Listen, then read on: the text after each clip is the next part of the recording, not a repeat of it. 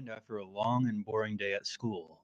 While returning back to my house, I was pretty excited, as it was a Friday, which meant no school the next day. While approaching my house, I noticed that our garage door was left open and the lights were on. My dad had left for a business trip that same day, and I figured that he must have left in a hurry and had forgotten to close the door. I didn't give it much thought and switched off the lights and closed the garage door. I played some video games and watched a movie. My mom had to go to her friend's house for whatever reason, so I had the house all to myself, and it was nighttime. I went to the kitchen to make myself a drink, and I saw that the garage lights were switched on again. I figured my mother must have gone in there for some reason and had left the lights on, but in the back of my mind, I couldn't shake this unsettling feeling that something was wrong. I went into the garage again, and right away, I saw that every drawer in my dad's workshop area had been opened, and many of his tools were laying around. Whoever was in his garage was surely looking for something. I figured that it had to have been my mom, but when she briefly stopped by the house earlier that evening, I didn't notice her go into the garage, and she wasn't there for very long either. I was honestly creeped the hell out by this point. I didn't see anybody else in the garage, so I went back into my house, making sure to lock the door behind me. As I was watching TV, from behind me, I heard the knob on the door that led into the garage start to violently rattle. In a panic, I got up from the couch and stared in horror at the door. After the person on the other side failed to open it, they let out a loud scream and began to viciously pound on the door. I quickly ran upstairs to grab my cell phone, and then I got it into my head that I needed to exit the house before calling the police. I guess with all the adrenaline running through my body, I didn't notice that all the loud bashing noises from downstairs had come to a stop. Upon coming back down, I immediately made for the front door, which I had to go through the living room to get to. Looking back, I probably should have went through the back. I was very lucky, because when I entered the living room, I saw the intruder. He was a very big man and had an axe in his hands, which he had taken from my dad's workshop. The man had his back to me and appeared to be looking behind an armchair in the far corner of the living room. I'm guessing that the TV, which was still playing the movie, masked my footsteps as I entered the room. I didn't go back upstairs. That would have been stupid. I turned around and hastily made my way to the back door. After running a short distance, I called the cops and reported the incident. They informed me that they would be there in 5 minutes. I then went to my neighbor's house, who was a really good friend of my father's, and waited there until the cops showed up. To make a long story short, the police searched the whole house, and just as I feared, the man was nowhere to be found. They discovered that the intruder had smashed through the door in the garage with the axe. It was kind of a flimsy door, and it would have taken him a few good swings to break through it. I called my mom, and she came back as soon as possible. After she heard about the incident, she hugged me and was grateful that nothing had happened to me. I honestly don't know if my dad had forgotten to close the garage door, or if the intruder somehow opened it. But regardless, whenever you leave your house, always double check to make sure your doors are locked and secured, because it's a scary world we live in. A little background information to set the scene. I live in a house that is directly across the street from a cul-de-sac. Beyond the cul-de-sac is the entrance to a forest that stretches on for miles. The woods are pretty dense in terms of trees and bushes. When I was younger, I would love to ride my bike or scooter down various pathways through the forest and back to my house. Since it was a short distance, there was a bit of a downhill slope. One day, when I was maybe 7 or 8 years old, I was riding my bike down the street that led to the cul-de-sac. There was multiple openings at the end of the cul-de-sac where you could clearly see the forest from the street. I was distracted by someone standing in the woods off in the distance. I wasn't paying attention, and I accidentally ran into a small car that was parked outside one of the houses. It was kind of embarrassing, but thankfully I wasn't injured or anything. The person began pacing back and forth frantically, like they were trying to decide on something. It was then that I noticed that this person was wearing what looked like a black raincoat. He didn't have his hood up, so I could clearly see his head. He was a balding middle-aged man, and I'm not entirely sure, but I think he was talking to himself. I was a bit weirded out, so I hid behind the car that I ran into and lifted my head just high enough over the trunk so I could still see what was happening. It was then that I saw something in his hand that seemed to give off a bright shine every time he walked under a ray of light coming through one of the overhead trees. It was a knife, and from where I was, I could see that the knife appeared to be stained red. I gathered up my bike and was about to head straight back to my house. When I looked back to where the dude was, I froze. The man had stopped pacing and was now staring right at me. I panicked and dropped down behind the car, letting go of my bike, which made a loud metallic clank as it collided with the street. Not knowing what to do, I waited for about 30 seconds before peeking my head back out from behind the car. The person was still standing there, just staring. Then suddenly, the person started sprinting towards me, letting out a deranged scream, followed by something that I will never forget as long as I live. I launched myself back onto my bike and started pedaling home as fast as I could. When I made it to the end of the street, I turned back and saw the psycho walking back into the woods. When I got back home for dinner, I didn't say anything about it to my parents or my sister. I was afraid that they wouldn't let me ride down the cul-de-sac anymore. I guess being a dumb kid, that was more important than my own safety. It's been about 10 years, and we still live in the same house, and haven't heard about any kidnappings or murders happening around here in the past decade. So I'm not entirely sure what that person was doing out there. Maybe he was just some mentally unhinged nutcase off his meds. Maybe he was a crazed drug addict. Whatever the case may be, I'm glad I didn't meet him and his knife up close and personal.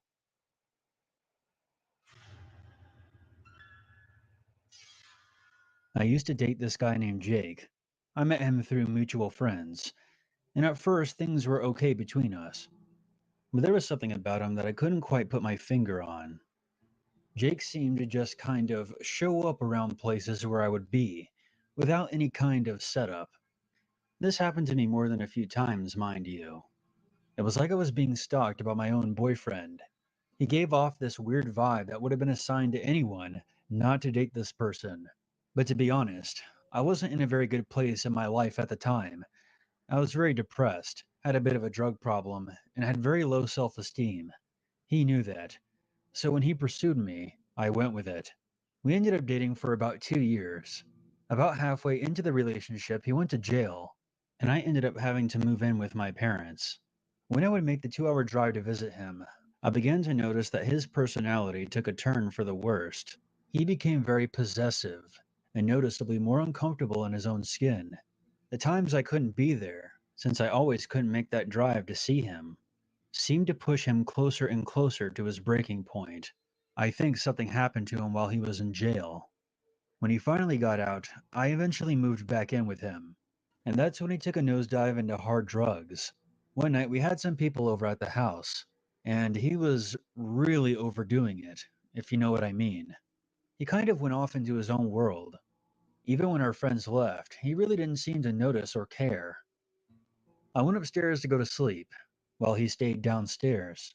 I laid down in the bed, and shortly after, I fell asleep. Suddenly, my entire body was shaking. I opened my eyes to see Jake violently shaking me. I looked at him, and I immediately became terrified. His eyes were bloodshot and crazed, and he was panting like some kind of rabid dog. "Where is it?" he barked. I asked him what he was talking about, and he seemed angered by this. "Where is it?" he asked again more aggressively. At this point, my initial fear had passed, and I then became very annoyed at the situation. I told him I didn't know what he was talking about, and then I rolled over in bed and tried to go back to sleep. He went back downstairs, and the next thing I know, I hear glass smashing and things being thrown around. I get up to see what's going on, and he comes barreling up the stairs and shoves me to the ground, coming down on top of me and pinning me to the floor. Mind you, I'm only 5'5", 130 pounds, and he's 6'4", almost 200 pounds. I had my phone in my hand, and he pried it away from me. At this point, I'm now horrified all over again. It was like something alien had taken him over. He was looking at me like how a lion stares down their prey. He looked into my eyes, and after a long silence, he said, "Don't tell anyone. Your phone. They can track it. Everyone knows you're here. They can't know you're here." At this point, I start struggling, trying to get away from him. He grips me harder and says three words I'll never forget. "I killed someone." After a few seconds, he suddenly lets go of me, bursts into tears, and runs away. I put on some clothes and book it out of the house, running as fast as I could to my car. When I got in and turned the key, I glance over to see him running straight at me. I scream, and before I could put my car into reverse and back out of the driveway, he forced open the hood of my car and pulled something out of the engine. At this point, I realized that I had left my phone in the house. Once he had got done tampering with my car's engine, he shut the hood and left, taking whatever he had pulled out with him inside. I sat there in the car, unsure of what to do. I could see him through the downstairs window. He was looking all around, for God knows what. He was so focused on keeping me there and finding whatever he was looking for. As I sat in the car, I started sobbing. The car was still running, but I don't know what he pulled out of it. I didn't want to drive away and have the car break down, so I decided to make a run for it. The neighbors were close by, and all I had to do was make it to next door quickly. I waited for him to be out of sight. I then opened the car door and bolted. As I was running, I heard the sound of shoes on pavement from behind me. I turn, and I see him chasing me. His bloodshot eyes were fixated on me.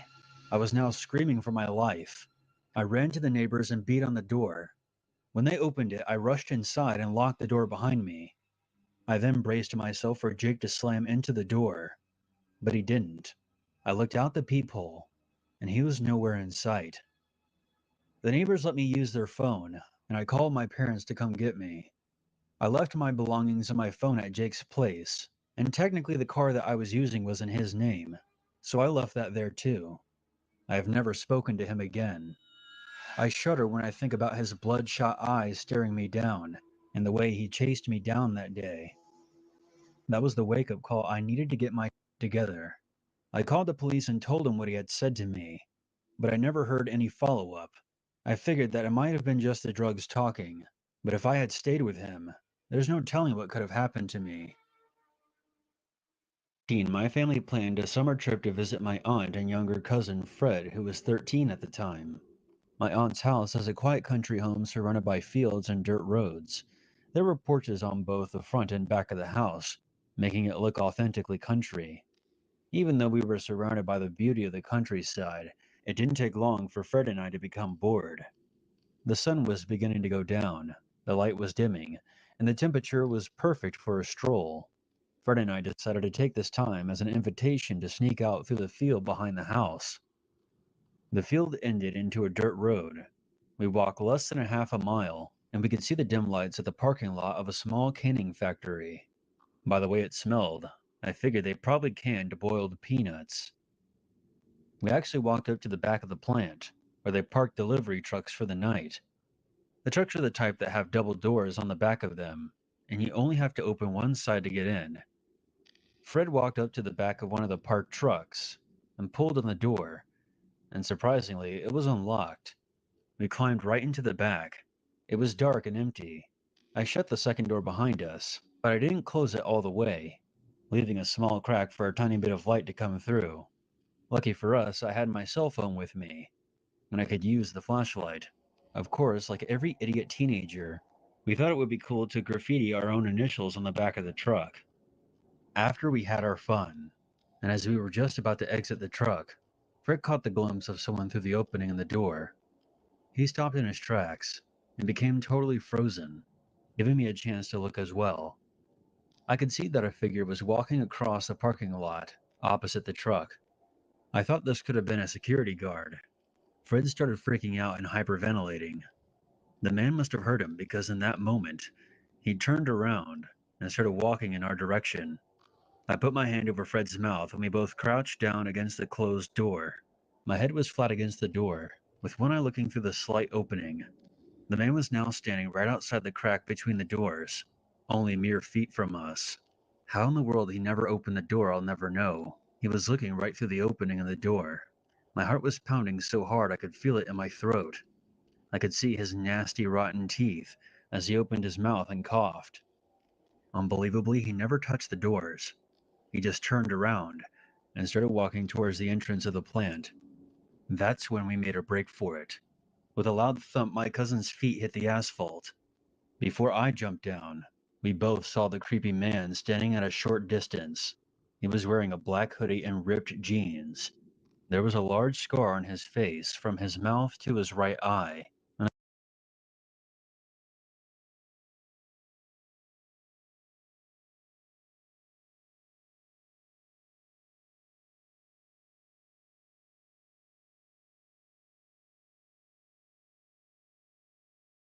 and I could see his broken teeth twisted into a grin. His appearance was so unsettling that I still have never forgotten about it to this day. I leapt down to the ground from the back of the truck, and that's when the man pulled out a knife. Before I could even get the word run out of my mouth, Fred was out of there like a bat out of hell. I truly didn't know Fred could sprint that fast as he left me behind. I then booked it, and the man took off after me. I could hear him growling and yelling profanities at us from behind me. We made our way into the fields, and it wasn't long before I could see the lights of my aunt's house in the distance. I took one last look behind me, and all I could see was a dark hooded figure standing among the tall blades of grass, watching us flee. And even though it had become considerably darker, I swear I could see the man's deranged smile from under his hood. I made it to the back of the porch alongside Fred, who was gasping for breath. We told our family everything that happened, leaving out the part about us being in the back of the truck, for obvious reasons. My aunt called the police, and after about a half an hour, an officer came. They found the man. It turns out he was a former employee of the factory who had been let go because of his severe mental issues. Ever since then, I never go out after dark unarmed. Who knows what would have happened if that lunatic had opened up those doors and found us. Back in the spring of 1999, when I was 16, my family moved to a small mountain town in Colorado. I quickly became friends with the only other kid my age who lived nearby. His name was Kyle. One evening, shortly before the start of summer, Kyle and I had been wandering through the woods and found a narrow river that flowed across the property. Being bored kids, our immediate reaction was to jump in and swim upstream and have fun. We kept at it until sundown, but instead of packing it in, set them down on the riverbank and keep swimming. After maybe another 10 minutes, Kyle became very quiet and gestured for me to swim closer to him. When I was within arm's reach, he whispered to me, "Look over my shoulder, towards the tree line. I think someone is there pacing back and forth." I would have immediately dismissed his words as just him jumping at shadows, but the genuine concern in his voice made me pause. I glanced over to where he had indicated and scanned the tree line for a few wary seconds, but didn't notice anything moving. I said something to the effect of, "It's either an animal or just shadows, dude. No one has any business being on this property, and I doubt anyone else knows about this section of river." That didn't seem to put Kyle's mind at ease at all. He turned back around and looked towards the tree line again, and for a moment, there was complete silence. "Did you just hear that?" Kyle asked. I told him that I didn't hear anything. Kyle asked if I would walk up to the bank with him and investigate to see if there was anything there. I told him if we got out, we wouldn't want to go back in, and I kind of wanted to swim some more. Kyle didn't respond, but instead swam out towards the bank and climbed out of the water. I continued to swim like a moronic kid, oblivious to the notion that me diving forward into the water in the dark could have resulted in me caving my head in on a hidden rock or something. I'm not sure how much time passed before I suddenly began to feel very alone. I turned back towards the bank, and I didn't see Kyle anywhere. Both of the flashlights were still untouched, lying in the sand by our shoes. I called out for Kyle as I climbed out of the water, but he didn't seem to respond.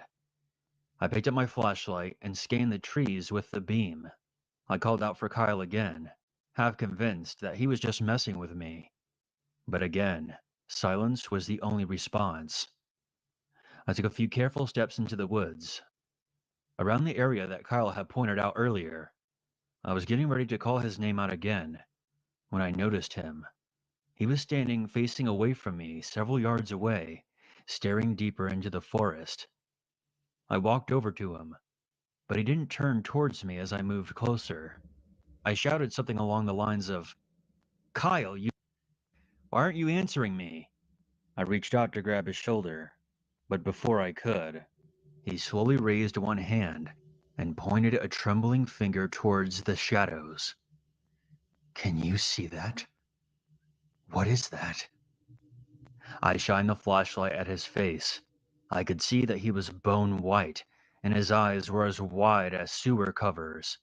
I barely noticed it at the time, but one detail I'll never be able to forget was a single droplet of blood running down from his nose. I turned the light in the direction that he was pointing and asked, "What?" It was like time had stopped. My flashlight beam caught a pair of legs in dark pants, and I felt my heart skip a beat. The flashlight felt extremely heavy in that moment, and if I were in any other circumstances, I would have snapped the beam light upwards immediately. But all I could do was slowly raise my arm, as if I was fighting gravity itself. The legs simply kept going. Then the torso appeared. When my flashlight traveled all the way up past its chin, it had a very wide and gummy smile. It was the scariest face I had ever seen. I flipped my and dropped my flashlight. I collided with Kyle as I turned, and we both hit the ground. I screamed for him to run. Then I took off like a maniac back down the river and back at the path we had taken, abandoning everything else, including my friend. I lost count of how many times I tripped. It was at least 6, maybe as many as 10. But I continued to leap back to my feet and kept sprinting, using only the starlight through the overhead branches and the distant glow of indoor lights where my house was to navigate. I didn't say anything to Kyle. I was certain that I could hear him only a few steps behind me, crashing around the sticks just as loudly as I was. I shot through the garage door into the kitchen, screaming bloody murder.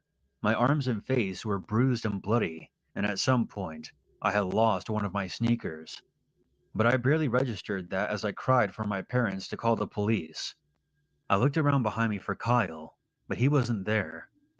Assuming that he had run back to his own house, I asked my parents to call his parents after the police arrived.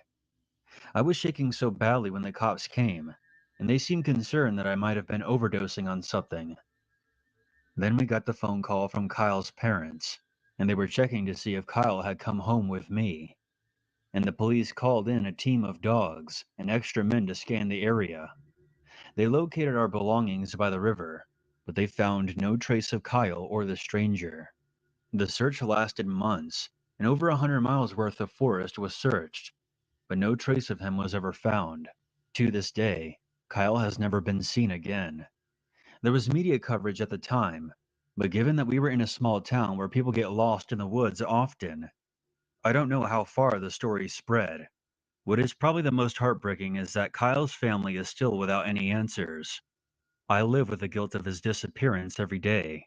I doubt that I'll ever forgive myself for not stopping to make sure that he was behind me. To this day, I'm sure I can recall the sound of his footsteps behind me as I ran, so I don't know at what point he stopped, or if the thing grabbed him. Another thought has crossed my mind numerous times. What if it wasn't Kyle that I heard behind me?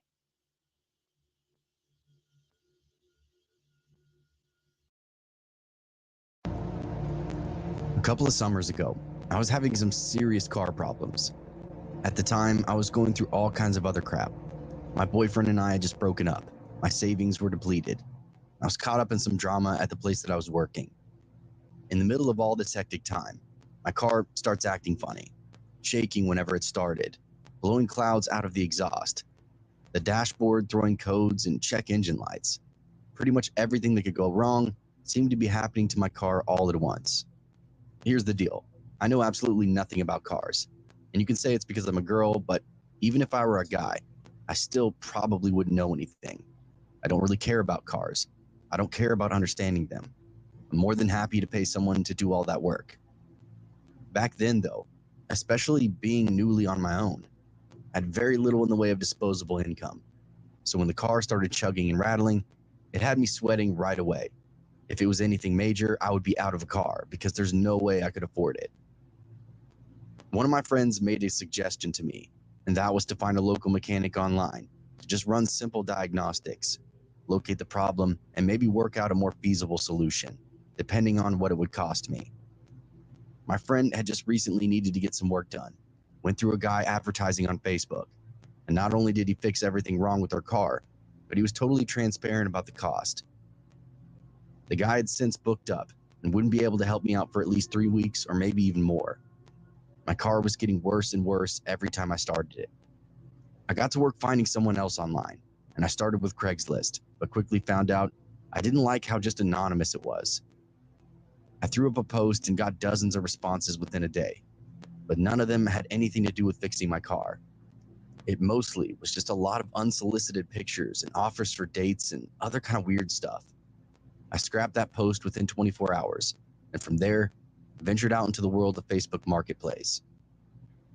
This seemed to be way safer off of the jump. People could see my post, see what I was looking for, and the people that responded also had a name and a face. Half the people that I commented on, I recognized from somewhere around town. They said they'd keep an eye out for an affordable mechanic for me.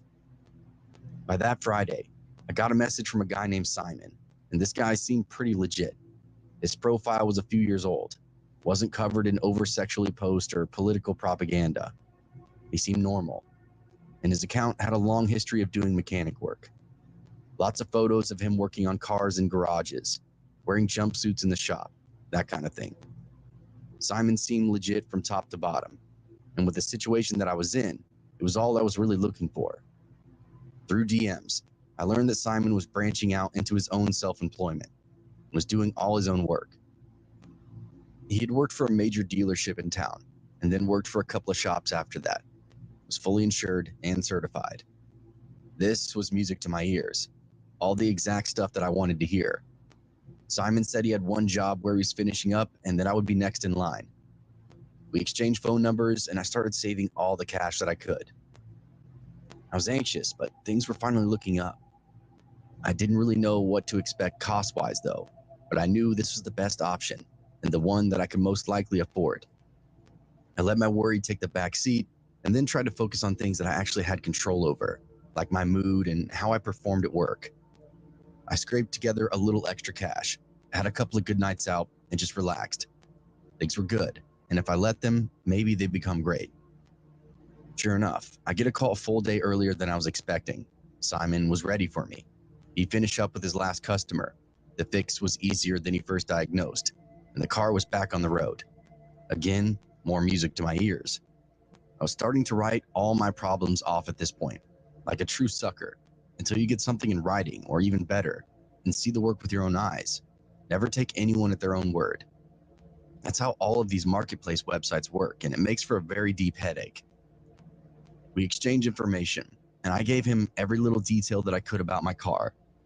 The normal stuff, like the year, the make, the model, and symptoms of the issues that I was having, that kind of thing. He gave me the address to his garage and the time that I should arrive. Everything felt professional for a guy that I just found online. So I was even more enthralled with getting it all done and finally over with. I told Simon, thank you so much for your time, and that I would see him tomorrow. The address that he gave me was about a half hour away, on the side of town that I wasn't super familiar with. He told me to be there by 10 a.m., and I didn't want to be late, so I planned on leaving at 9. That never happened, though. I woke to my phone buzzing around 5 in the morning. It was Simon. He said that his day had been thrown off schedule because he had an appointment later on in that day that he forgot about. He didn't want to leave me hanging. He asked if there would be any way possible that I could bring the car to him now, so he could at least take a look. I didn't work today, was already awake, and plus, I just needed this to happen already. I told him I would be there as soon as possible. He sounded super excited, said goodbye, and I started getting ready. I blasted through and scarfed down this microwavable breakfast, and then I hit the road. I don't even think the sun was up yet. I coasted along until I didn't know the roads anymore, And it wasn't until I went past that last stoplight that I realized I wasn't even in a neighborhood anymore. There were still houses out here, but there were big empty lots, full of grass between them. Still, even with the dwindling civilization around me, I didn't think twice about it. At some point, I reached over to grab my phone, check my messages, and change the song playing throughout my speakers. The second that I picked it up, though, I get this incoming call from Simon, so I answered it right away. I put the phone to my ear as I prepared to say hello. I could hear Simon talking to someone else, though. He sounded weird. It was his voice, but he was talking in a totally different manner. Not professional, or street, if anything, if you get what I mean. Nah, she'll be here soon, he explained to someone, who sounded just as weird. Shh, I'm calling her. Then they both got quiet. Hello? I said into the phone. Jody? Simon asked, back to normal voice. Yeah, is everything okay? I asked. Yeah, I was just making sure you weren't having any trouble finding a place. I know it's kind of out there, he said. No worries, I'm on my way. I think I'm 15 minutes out, I said. Do you have another mechanic with you today? I asked. He kind of stammered a bit and said, No, why? Oh, I thought I heard you talking to someone when I first picked up, I explained. Must have been the radio or something, he said. Just checking to make sure you weren't lost. How far out is it? I asked. The map said it's not too far off the main road. You'll see, the address that I gave you is just for the driveway. You'll have to drive about a half mile to get back into the shop, he explained. I was starting to get a little nervous now. He didn't mention that it was in the middle of nowhere, or that I would have to drive off-road. My car was already having problems. Bouncing around the country road sounded like the best way to make those problems worse. Still, I'd come this far. I still had hope that Simon was going to be my guy to get me through this and get it fixed. He could hear the apprehension in my voice and went right to saying all the stuff that I wanted to hear. How we check the engine, make sure everything's flushed, and it perked me right up and got me on my way. I said bye and hung up the phone. I'd caught him lying, though, a skill that I picked up during my breakup earlier that summer. He walked right into it, and I couldn't tell why. Who'd he have with him that he didn't want me to know about? The road came up, and I turned into what was a big, dusty turnout along the road. From there, it was a little single rut dirt road that snaked off into the forest. My guts sank almost immediately. This was clearly not a road that led to a residence or business of any kind. There might be campsites back there, at the very most, and if not, piles of highway trash and shooting targets. I rolled my car through the lot and then onto that dirt road and bumped along for maybe 5 minutes, then brought my car to a stop. Even with the rising sunlight, there was nothing out here. No light in the distance, no big warehouse, no shop doors, nothing. I grabbed my phone and called Simon. Hello? He said. Hey, I don't see anything out here, like at all. How far did you say it was? I asked, knowing he had already said it a half a mile off the main road. Oh, about a half a mile. Well, I've already gone that far. I've been driving for a few minutes now, I interrupted him. Oh, well, you're almost here then. I don't log distance well. It might be further than a half mile, 2 miles maybe, but it has to be 2 miles at the most, he explained. My gut kept twisting into a knot. Things were starting to not add up, and I was feeling a fool for being out in the woods at 5 in the morning. Unbelievably, I kept pressing on, tapping my gas pedal and daring my car to break down at any damn moment. I go just a little bit further when my phone lights up. It's Simon calling again. I answer and bring my car to a slow roll. Hey, I can see your headlights, he exclaims. I feel a bit of confidence for just a split second, but then I remember the string of buzzwords that he used to get me out here. I'm realizing this guy has to be a bullshit, and a supremely good one at that. Anytime I expressed any kind of doubt, he started saying all the positive stuff that I needed to hear, and I just take him at his word from there. Yeah, just keep going, just back through this tree line and you're here. Why is your shop out here, Simon? I just asked him point blank. Oh, you know, he started. There is no shop, is there? I asked in a measured tone. I was just gauging his reaction at this point to see how much of what he was saying was a lie. Then he did something unexpected. He hung up on me. I looked down in disbelief, scoffed, then froze. Shadows flickered up ahead, just beyond my headlights. I slowly looked up, and to my horror, 2, maybe 3 people were skulking through the tall grass, coming right at me. I screamed and hit the lock button, which was a relief, but I really needed to actually leave. I was panicking and wasting time. I grabbed my shift knob and slid it into reverse. Nothing happened. I could actually feel that nothing happened within transmission, or anywhere for that matter. When I hit the gas, the car still went forward. Not good. I shifted into reverse and it set, and then I shifted back into reverse. Nothing still. I shifted back into drive. Still nothing. My eyes slowly split wide open as I realized I was stuck in neutral. The car problems I was having were about to get me murdered.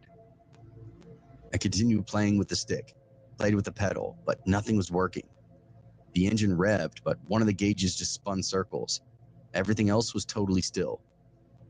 Everything but those phantoms beyond the windshield. There were definitely 3 of them, and they fanned out and closed in at a sickening pace. I could feel bile steaming up my throat from my anxiety, my desperation that led me out there, and tears began blurring my vision, but I knew the car was my only hope. I kept playing with the stick until it clicked. The car dumped into reverse, and suddenly I was rolling backwards, the way I came. That dirt road was bumpy and uneven, but for the most part, it was a straight shot. I didn't even bother to use a mirror at first, just started jetting backwards as quickly as the car would take me. I could feel myself hitting the bumper here and there, but that was a small price to pay in the face of whatever these dudes had planned for me. "Hey, get back here. We're gonna get you fixed up," I heard someone yell over my engine. "Come on, you were so close," another voice hollered. And then, nothing. I bucked back out onto the main road. I shifted into drive and blasted towards town. Thankfully, the car was operating better than it ever had. Like that off-road session had corrected some of its own issues. Whatever the case, I was thanking God that I didn't get caught up in whatever the hell was going on back in those woods. It didn't even occur to me until I got back into town that I should probably call the police. I looked back into my messages, and of course, Simon had blocked me. I figured he did the same with the phone, which was probably just some kind of burner. Thankfully, I got back home without any incident. I wanted to just go back to bed and sleep it all away, but I was so riled up from that experience. I ended up calling the police, and they took a full report. I didn't do any kind of follow-up or anything, but in my gut, I have a feeling that they found him. I keep an eye on the public bookings, people they pick up for various crimes, and I saw Simon amongst the names one week. Only time I ever saw it. The last names didn't match what he had before, but the whole Facebook account was just a lure, or so I believe, to get girls like me to go out into the woods. And the scariest part of it all is the guy almost got me. Last year, my laptop broke, and I really needed a new one. I looked around online and also went to Best Buy, but then I had the idea to look on Facebook Marketplace as well. It seemed like it could be the cheapest and fastest option. I didn't need it to be brand new, and I also didn't want to wait for the shipping time of buying a used one online. So I looked to Facebook Marketplace of people that were close to me. Luckily, I live in an area with quite a few other people. I was able to find the laptop that I wanted and found one for a reasonable price as well. It was not too far away, and I contacted the seller and said that I would like to buy it as soon as possible. The seller got back to me a short time later and told me that I could come over to his house. I didn't like this idea though.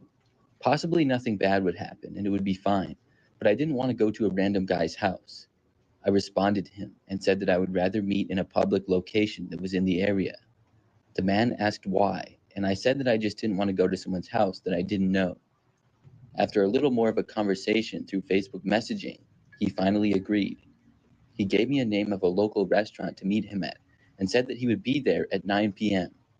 I agreed and then went to withdraw some cash. I wasn't all that happy that the man wanted to meet at 9 o'clock at night, but at least it was a public location. I had never been to the restaurant before where he wanted to meet, but that night I drove there, and it was a smaller and older looking place. There was nothing else really that close to it, and it was kind of away from the other businesses in the area. The parking lot was in the back, and I parked and then messaged the seller, letting him know that I was there. He responded saying to come inside. After that, I got out of my car and walked inside the restaurant. The place seemed pretty old, and also appeared to be more of a bar than a restaurant. I found a small open table and sat down at a stool and looked around. I couldn't tell where the guy was. His profile picture from Facebook was not of himself, but a logo of a sports team. I looked around to see if there was a guy with a laptop or by himself, but I didn't see anybody. I messaged him, saying that I was there and inside, and asked him where he was. A couple of minutes went by, and I still didn't see him, and he didn't reply either. Finally, after about 5 minutes, I got a notification that he responded. When I read it, he said that he was sorry, but he couldn't make it. I was really confused. He had just texted me earlier telling me to come on inside as if he was there. Now he says he's not going to make it? I was frustrated and decided to just leave. I didn't even want to buy the laptop from him anymore. The guy was just too weird. I was sure that there were plenty of other good laptops for sale, and I wouldn't have a problem finding another one. So I got up and left the bar. I headed out to my car in the parking lot behind the bar and then got inside. Then I started to drive back home. The bar was maybe 15 minutes from my house, and when I got back onto the roads, they were very quiet. But after beginning to drive home, a car left the bar right behind me. I thought nothing of it at first, but the more I drove, it remained right on my tail. After making several turns, it didn't seem like a coincidence anymore. It seemed like whoever was driving that car was deliberately following me, especially because of the fact that they were following really close behind, and if I went faster or slower, they would maintain about the same speed as I was going. When I got within 5 minutes of my apartment, I started to really worry. But part of me was just telling myself, there's no way this car is actually following me. It's just me being paranoid. It was a pickup truck that was following me, and about average size. I really could just see the headlights though, and couldn't tell who was behind the wheel. Finally, I made it to the turnoff for my apartment. I lived in a pretty large complex that had multiple buildings and a huge parking lot. When I pulled in, so did the truck. That was my worst fear. I drove through the parking lot but did not stop. Instead, I drove all the way through and then left the parking lot on the other side. The truck also left with me. At that point, it was pretty much confirmed 100% to me that I was being followed. My adrenaline was rushing, and I was desperate to lose the car. But still, I knew better than to speed or drive recklessly. Instead, I started turning onto random streets and into random businesses and restaurant parking lots. Then I would exit out the other side and go back onto the road. It was probably very clear to whoever was behind me now that I knew they were following me and I was trying to lose them. This went on for quite some time though, probably 30 minutes. Soon though, my light came on signaling that I needed to get gas soon. I got really worried. I couldn't keep this up for much longer. The truck was still right on my tail. I kept doing what I was doing and would probably be able to go for about 40 more miles or so. Then, when I made a turn, the truck just went the other way. I couldn't believe it, but it was finally over. I guess he finally gave up. After the truck drove away, I went and got some gas and then went back to my apartment. I was very careful the entire time, and I did not see the truck for the rest of the drive. After getting back home, I realized that the driver of the truck was likely the seller of the laptop. I hadn't really thought about it when I was being followed, but it all made sense now. He told me that he was inside the bar to try to get me to go in. I went back to look at the listing, and it was now gone. The user had blocked me as well, whoever he was. I was a little bit worried because originally I did drive to my apartment complex, but I just hoped that he thought it was the first of all the random places that I turned in to lose him. He also wouldn't know which building I lived in or which unit was mine. Luckily, though, I never saw him again. I also haven't used Facebook Marketplace since that incident. I'm one of those people that's always getting a new phone. I get one almost every year. For me, it's just a personal preference.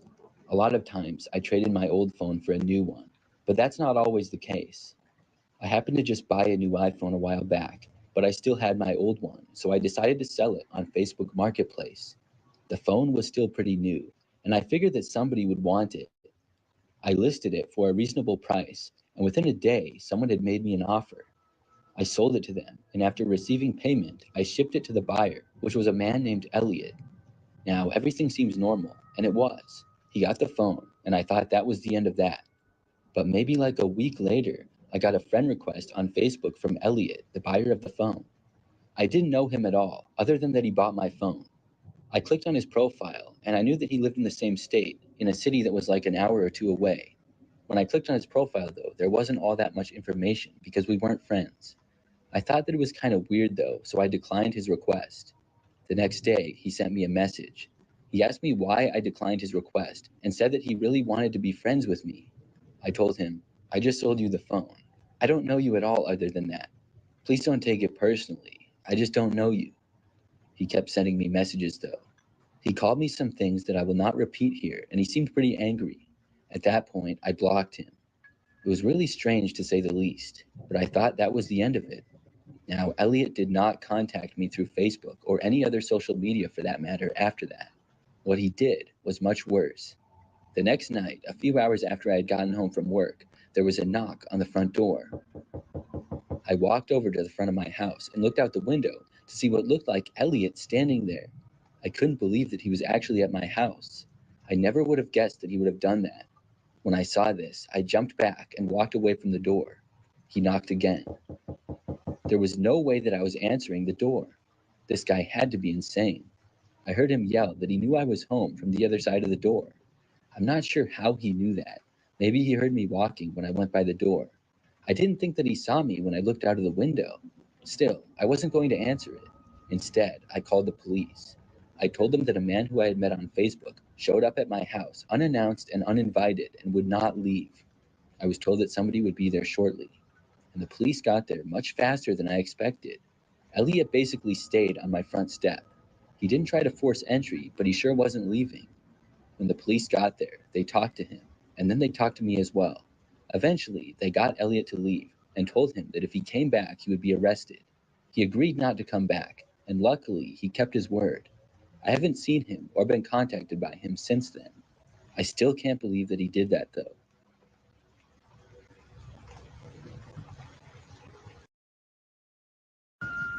This story happened my junior year of high school. Our school started pretty early in the morning, and I always had a very hard time getting up. Occasionally, I would say about once a month, I would sleep in and miss the bus. That meant I had to ask my mother to drive me to school on her way to work. She didn't mind, but was always a little disappointed. On this one particular occasion, I overslept by a lot and missed the bus. My class had already started, so I got my mom to drive me to school. When I got to school, I went to the front door and had to show my school ID to be let in. They then gave me a pass to get to my class. But I really hated walking into my class late and disrupting it.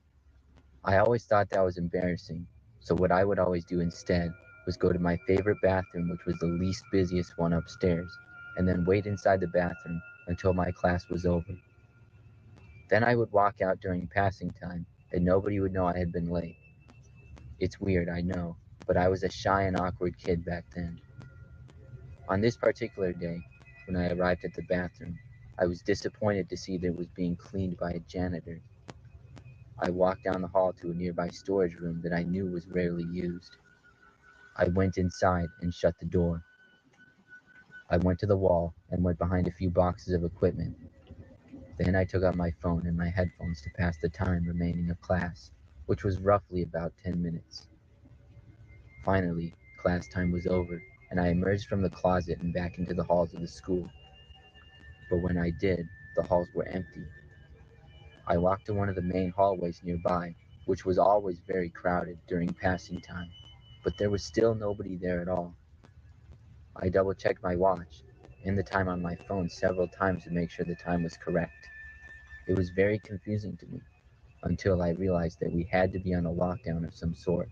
It was the only thing that made sense. As I approached the corner, I heard footsteps. I didn't know if this was a drill or if it was the real deal, but I did know I could get in trouble for being found in the halls, so I went back to the storage closet I had been hiding in. I made it back without being seen by whoever the footsteps belonged to. However, I heard them keep coming closer. I turned off the lights in the room and went back to hiding behind some boxes. I heard the footsteps get closer and closer, and then stop at the door. My heart was pounding as I hoped the door wouldn't open, but then it did. I tried my best to not make any noise at all. I couldn't see what was going on at all, but I knew the door had been opened, and someone was in there with me. The room was not all that big, and I'm guessing they were about 15 feet away from me. Each second that went by while I was in there felt like a minute. I heard nothing at all, but I could see light in the room, and the door was still open. I also hadn't heard anybody walk away. I was so scared that I thought about just giving myself up, hoping that it was somebody on the school staff that was in there. But I had a strong feeling that it wasn't, and I kept silent. Finally, I heard the footsteps walk back to the door and leave. I stayed in the room and laid in the same position for at least another 15 minutes or so. Finally, I could barely hear an announcement come over the school intercom, followed by the sound of students walking down the hallway.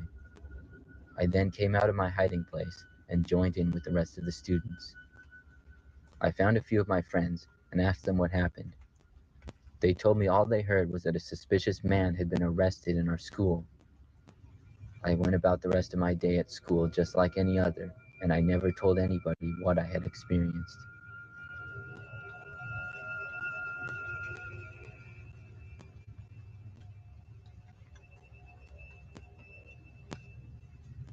This happened around 5 years ago. I was in 8th grade at the time and in middle school.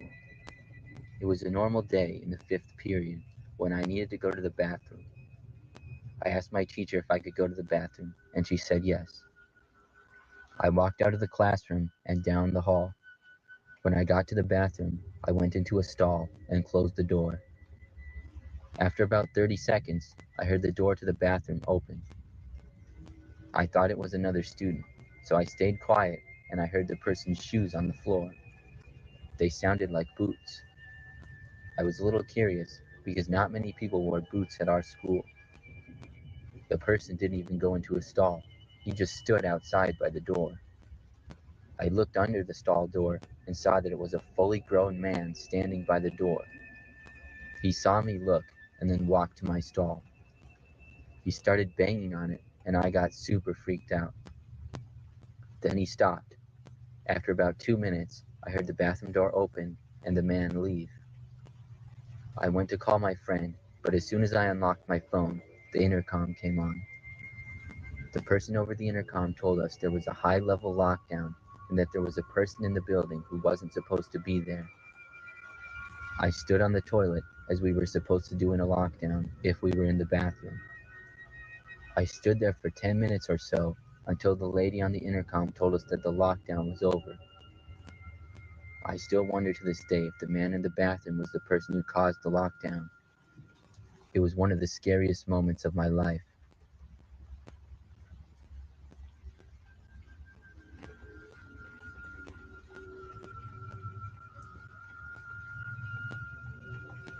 The story that I'm about to tell you took place when I was in middle school.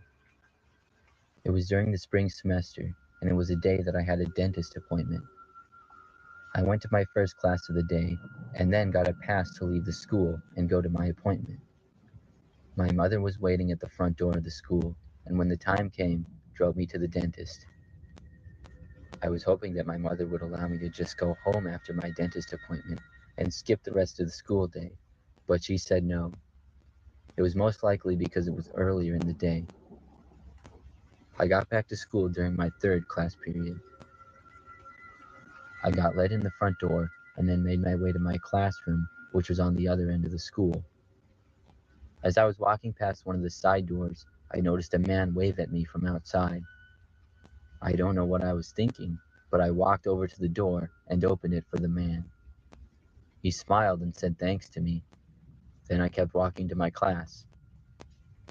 I got to my class, and only about 10 minutes later, we got an announcement that we were in a lockdown. I immediately got a bad feeling remembering the man I had let in. We did what we were supposed to do in a lockdown and went to the back of the classroom and turned all of the lights off. I could tell by how our teacher was acting that it seemed serious. We stayed there for about 30 minutes, and finally the lockdown ended. I heard afterwards that the same man I had led into the building was found hiding in a bathroom with a weapon. Thankfully, nobody was harmed, but I learned a valuable lesson not to let anybody inside. This story happened to me when I was a freshman in high school.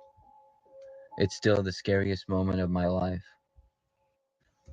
It was about a month into the school year, and it was a Friday. I remember that I was in my second hour class. It was math, and we had a test that day. I was pretty good at math back then, and I was able to finish the test pretty quickly. I felt good about it, and I saw that we still had 30 minutes of class left. I asked the teacher if I could go to my locker to put my math stuff away. She said yes, and I headed out the door. I was in no hurry to get back to class, knowing we wouldn't do anything the rest of the period, so I planned on taking my time going to my locker and back. I walked slowly to my locker, which was on the other end of school. The hallways were completely empty and quiet as I walked through them. I got to my locker and put my books back. I got some gum out of my locker and then started to head back to the classroom. Our school had 2 floors, and I remember that one of my best friends had a class right above the freshman lockers. I went upstairs to wave at him from the hallway, but when I got to his classroom, the door was shut and the lights were off. I figured the class must be in a computer lab or something. When I walked down the rest of the hallway, I noticed that all the classroom doors were shut and the lights were all off. I figured we must be having a lockdown drill. We usually had fire drills and lockdown drills early in the school year. I knew I wasn't supposed to be out in the halls during lockdown drills, so I started to walk back to my math class.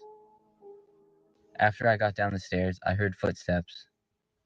I didn't want to get in trouble, so I went under the stairs to hide. There was a little area underneath the stairs that was pretty open, but at the same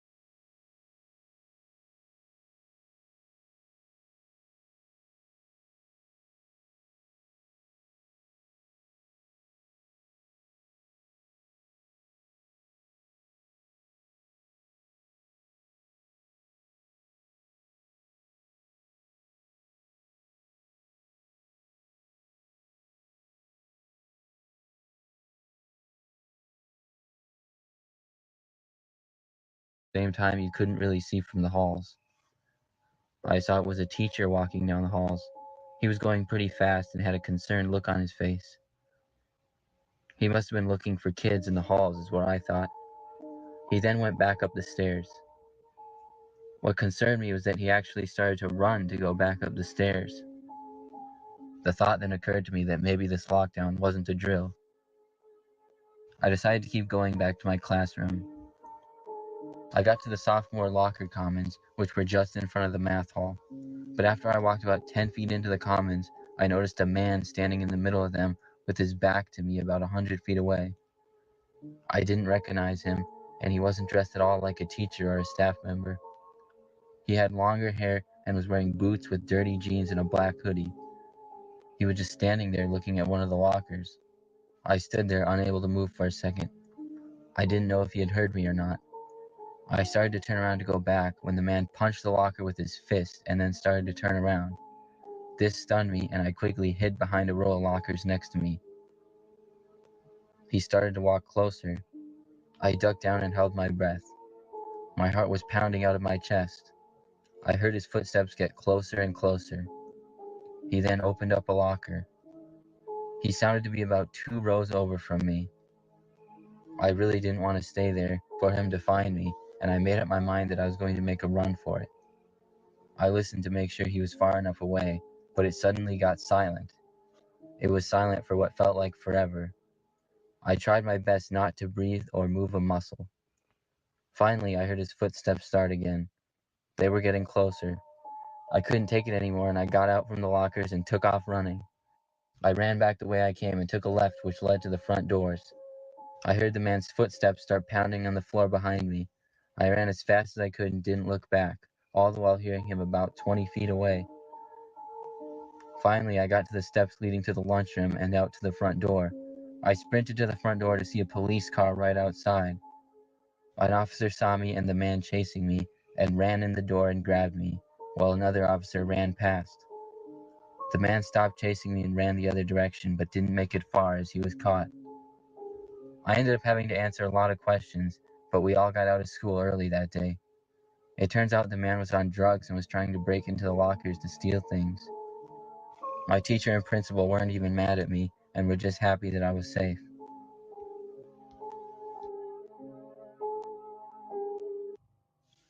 When I was about 10 years old, me and my family moved from West Palm Beach, Florida to a suburban area outside of Denver, Colorado.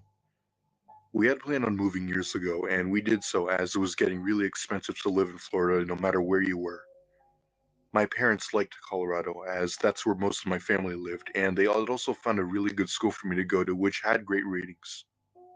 I'm not going to mention the name of the school for privacy reasons, but let's just say that it was a fairly new school.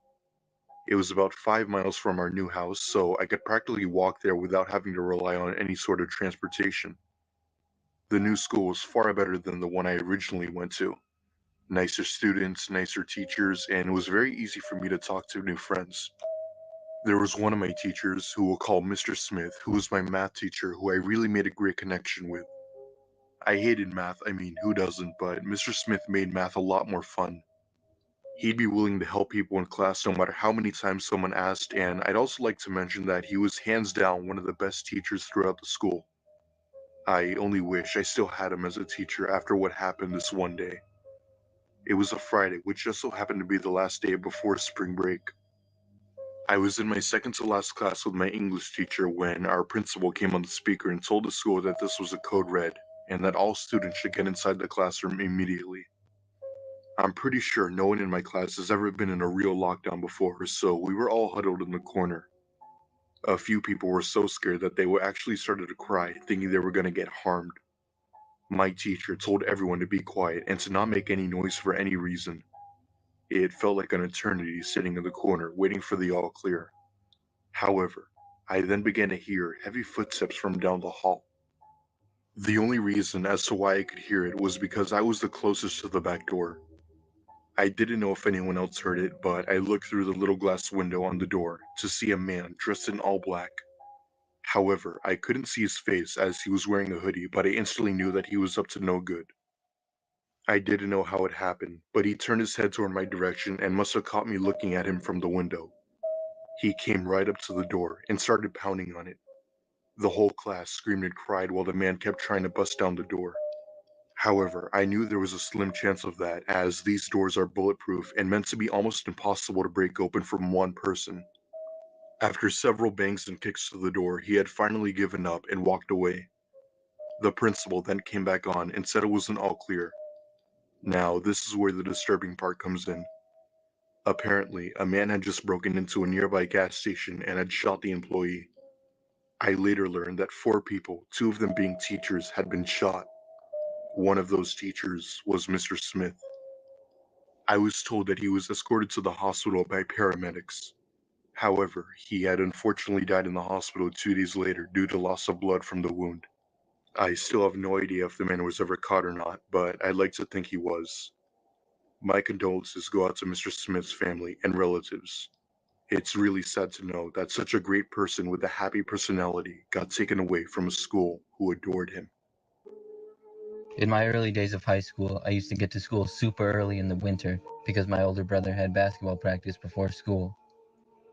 I would usually just sit in a spot upstairs that overlooked the east entrance to the school and watch the sun rise. I found it peaceful and relaxing. On this particular day, I noticed a man walk into the school carrying a briefcase.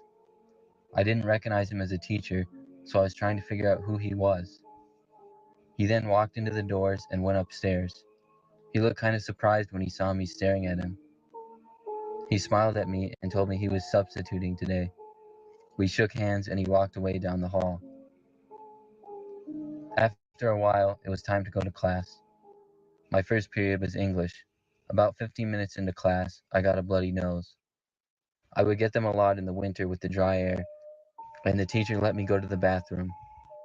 I went to the bathroom and held my nose over the sink and waited for it to go away. As I was in the bathroom, I noticed someone was in the far stall. I saw a suitcase on the ground in the stall. Then I remembered where I saw it before.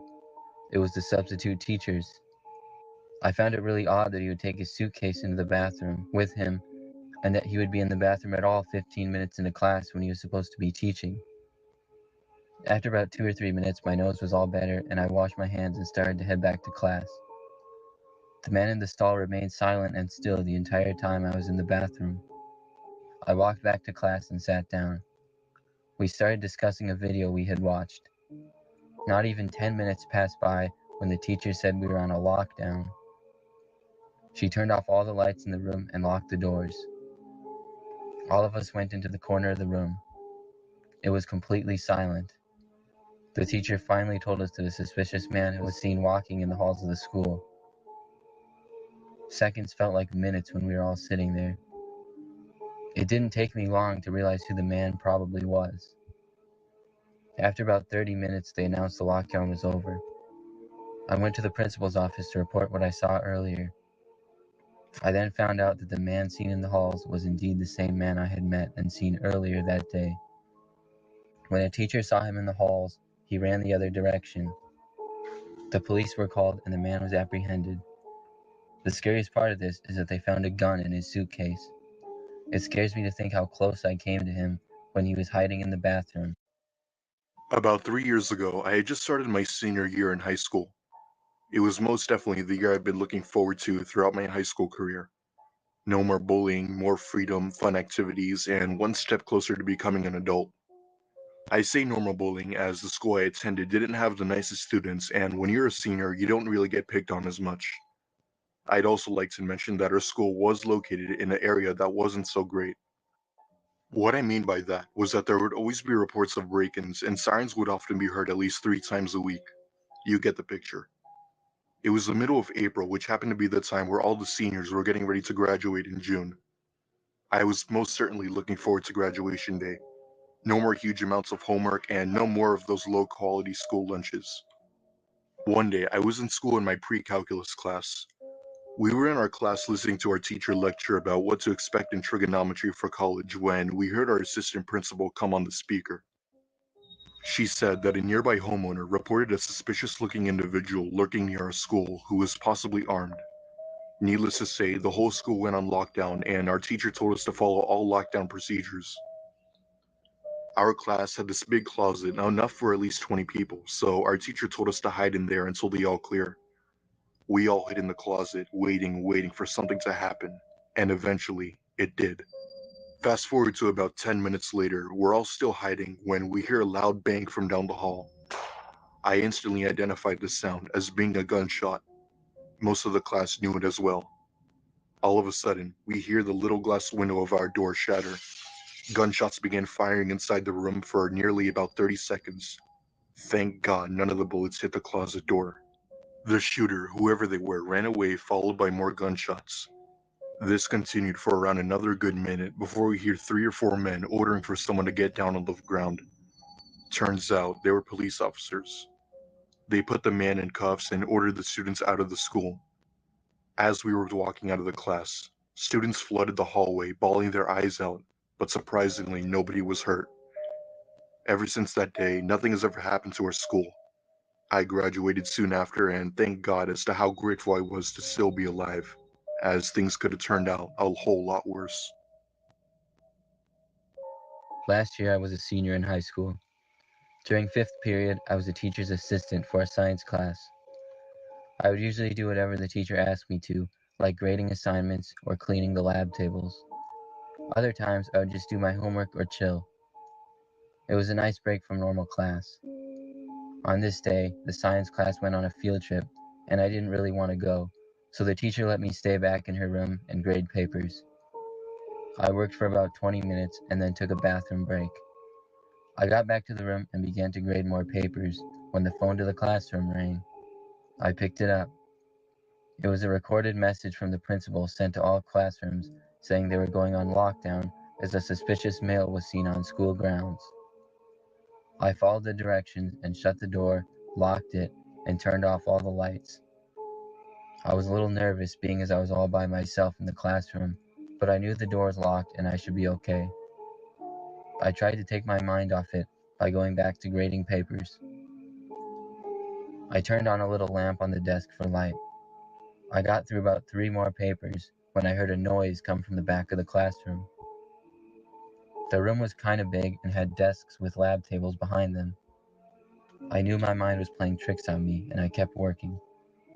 Then I heard something again. This time I knew it wasn't my imagination. I looked closely around the classroom.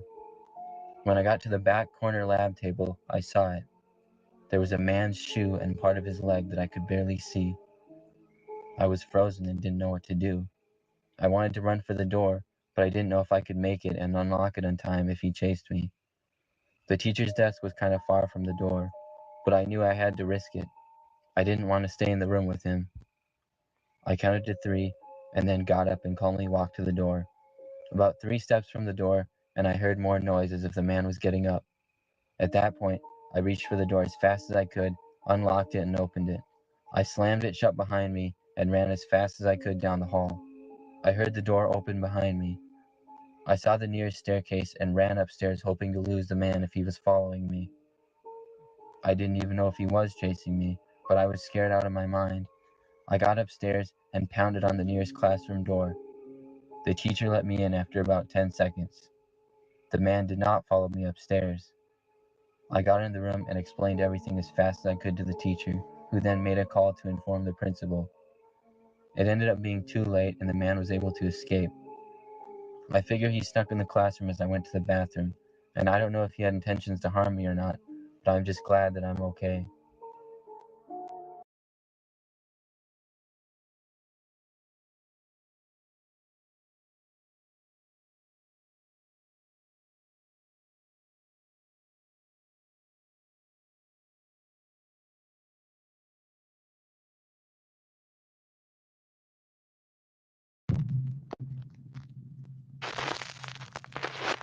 This next Nuke Stop 5 exclusive video was sent in by viewer Michael Youngblood.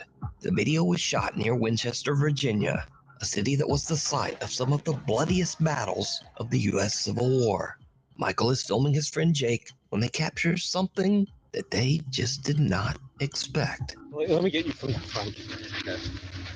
All right, ready? Mhm. Yeah. You recording? Yep. Oh, now my socks are like wet because of the ground. You. Look at that. Yeah. Yeah. Oh. Did you see it? When looking back at the video, Michael and Jake are shocked to see what looks like a mysterious figure dressed like a Civil War soldier and carrying a long, old-timey musket. The creepy apparition silently walks across the field right behind them. But Michael and Jake say that they didn't see anyone at the time. So could this be the spirit of a fallen Civil War soldier? Let me know what you think. Shadows of Doubt. It's a normal Friday afternoon in Opelousas, Louisiana, and Dante Saunier stops at a service station to get some gas. Suddenly, he notices something very strange inside a parked and empty school bus across the street. This bus. You about to go walk up to this bus? Look at that. Look at them children playing. Look at that.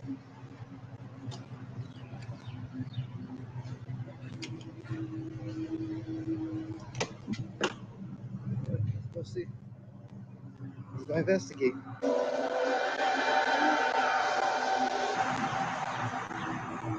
An empty bus.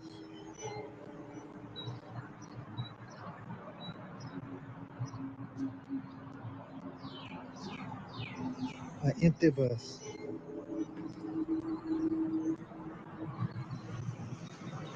Strange, creepy shadows of children can be seen walking through the school bus, even though the vehicle is parked and completely empty. Dante says that he walked over to the bus and even drove his truck around it, but saw no one and nothing to explain the bizarre apparitions. Dante was creeped out by the entire experience and posted his video to Facebook, where it quickly got over 2 million views. As of today, the mystery of the school bus shadows remains unexplained. The Midnight Whisper. Red User Mike is up around midnight after his family have all went to bed. He suddenly smells a strange odor coming from the living room, and he suspects that one of the family pets might have urinated on the floor. But as Mike begins searching for the telltale puddle, something scares the absolute out of him.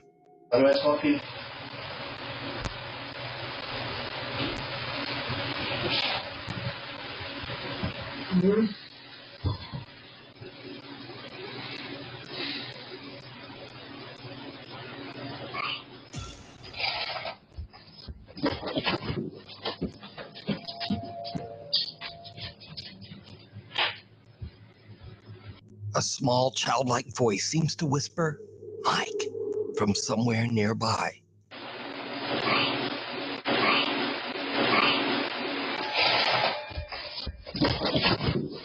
Mike just books it up the stairs, leaving his dog and his concerned little kitten in the background to wonder what the hell just happened. Now, Mike says that he lives in an old 1850s house near the coast of Herring Cove, Canada. It has a slight bit of dark history, but he says that he's never experienced anything remotely paranormal before this night. In fact, Mike has never even made a single post about anything supernatural until this strange incident that literally sent him running.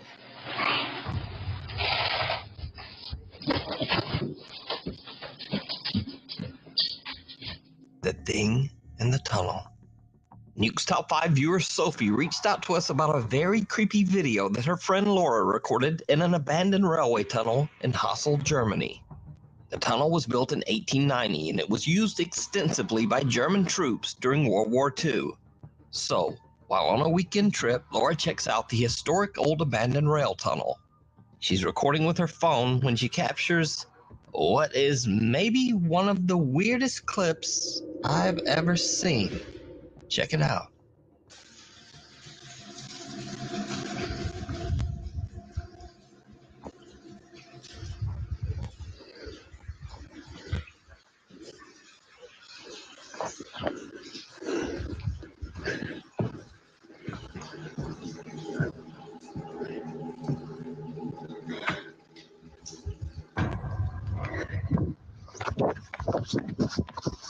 Something pale and thin can be seen rising up from the tracks in front of Laura on what looks like a thin little arm. As for Laura, she gets one look at the disturbing thing and just turns and makes a run for it. Now, watching this clip over and over, I honestly have no idea what this is. It looks like maybe a hairless torso with two skinny arms, getting up in a very unnatural way. Maybe it's an animal, maybe it's a very weird looking person. I just don't know. So you tell me what you think this is down in the comments. We need scary videos, so if you've seen one or even filmed one yourself, contact me at nukestop5@gmail.com. Evil Alexa. Now this next video is about the dangers of accidentally scaring yourself. 8-year-old Jackson and 2 of his friends are having a sleepover at his home in Grapevine, Texas. The 3 fearless young boys decide to ask the family's Amazon Alexa to tell them a scary bedtime story. It was then that they realized they had made a huge mistake. Alexa, tell me a bedtime story. Sorry, I don't know that. Alexa, tell me a horror story. Did you hear that?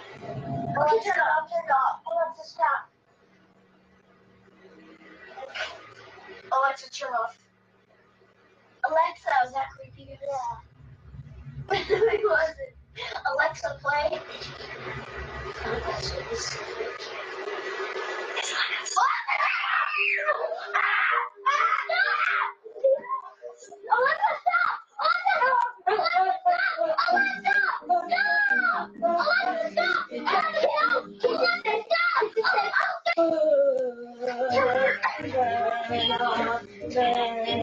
Alexa, what's your problem? Nothing's scary at all. Alexa, stop. Alexa was horror story. As requested, Alexa begins telling a scary story starting with, "Did you hear that?" The 8-year-old boys lose their damn minds and just begin to scream and yell for Alexa to stop.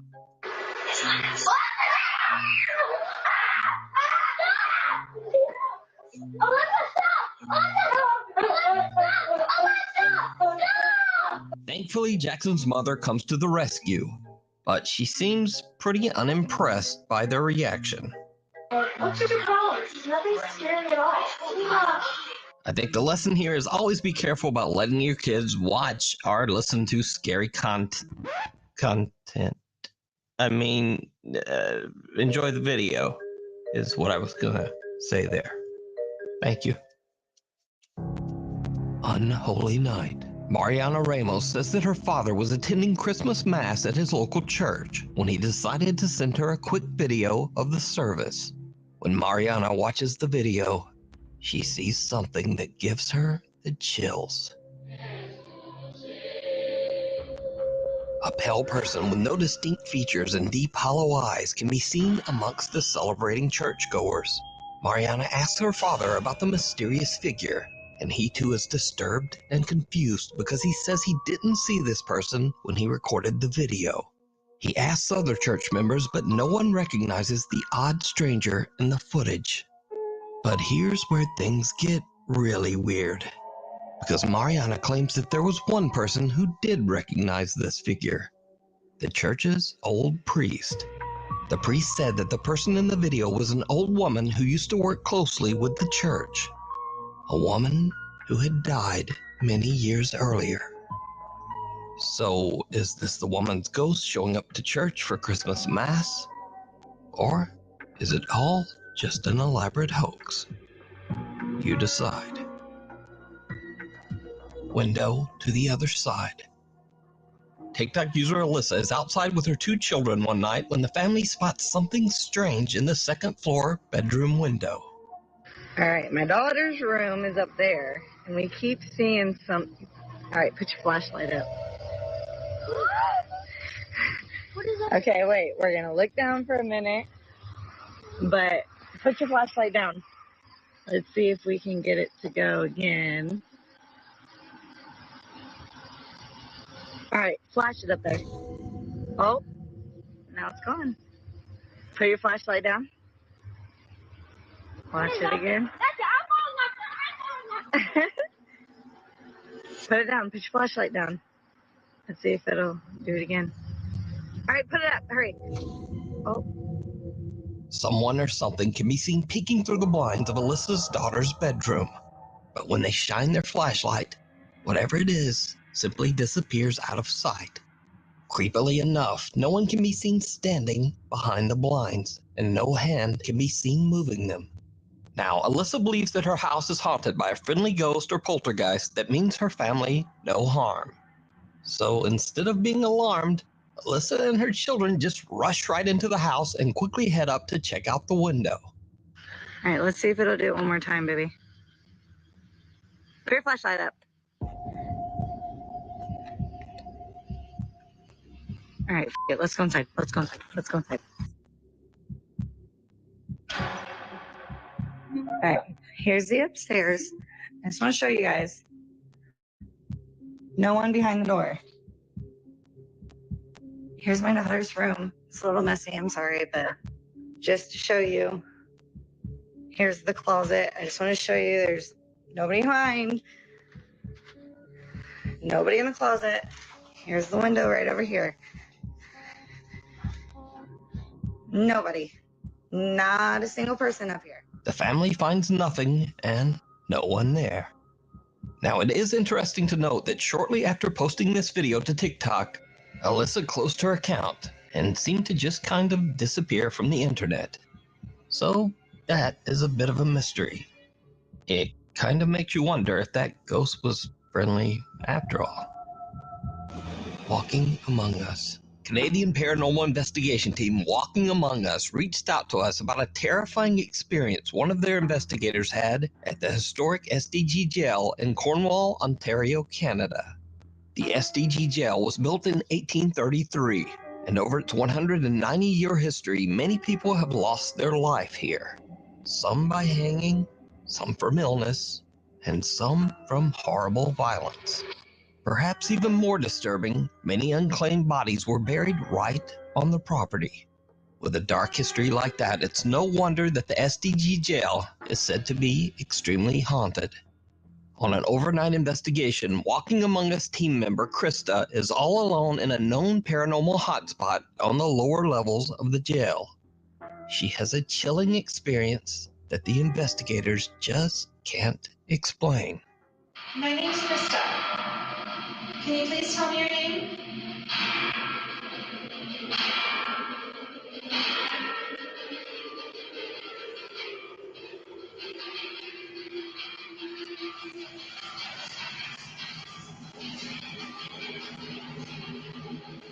Is anyone coming around the corner? Yeah. What? Rafe? No, stop. Ayo. Rafe? That's not funny. Krista is freaked out when she hears shuffling footsteps in the hallway near her, and then hears a voice that she thinks is fellow investigator Rafe. But there's just one problem. At the time, Rafe is in a completely different part of the building, filming with the other team investigators.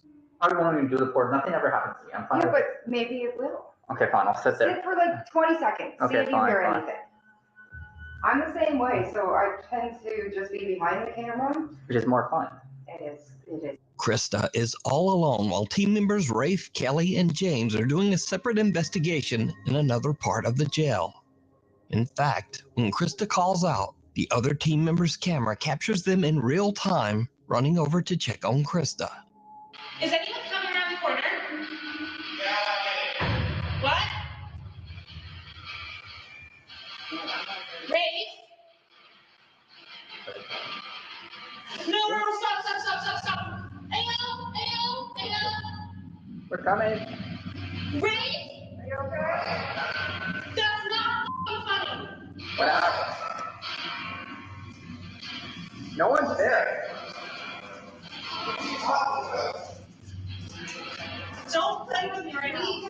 waiting on you. No, we're not waiting here. Yeah, we're going to the fucking. So we were in the rooms in the ball, and he went upstairs. I'm here. Going to the kitchen to go up. I heard footsteps. No, there's not. And then I was like, hello, is that you? And it sounded like you going, get out of here. No, that was he was with us. Oh, I hope that's on there. I was sleeping. Can we take the footage? And you swear to God. I sleep with us. You'll ever gone crazy. And okay, well, hold on. It's all on video of us, how far it took us. After rewatching the footage, the investigators believe that a spirit might have mimicked Rafe's voice. You can watch this entire investigation at the SDG jail over on the YouTube channel, Walking Among Us. Who waits in the woods? So this is Noah. Noah is not a YouTuber. He's not a TikToker. In fact, he's not a, quote, influencer of any kind. Noah is just a guy who posted one single video to the internet about something that happened to him that scared the living shit out of him. You see, Noah was driving late one night in the deep isolated woods of Sun River, Oregon. He was getting a bit sleepy, so he decided to pull off onto a desolate country road in the woods to take a nap in the back of his truck. As you can probably guess, it did not go well. So I was originally not gonna make this video, but a few days ago I was camping in Sun River, and what I thought would be a good location to pull over to the side of the road in like this forest area and sleep, which I thought no one was really around.